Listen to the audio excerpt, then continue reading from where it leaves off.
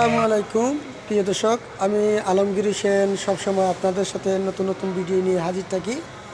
আজকে আমি আমাদের হোটেল দি কক্সটুডের লবিতে আসি, আর লবিতে কি কি আছে আমি আপনাদের সাথে শেয়ার করব। আপনারা ততক্ষণ আমার সাথে থাকবেন।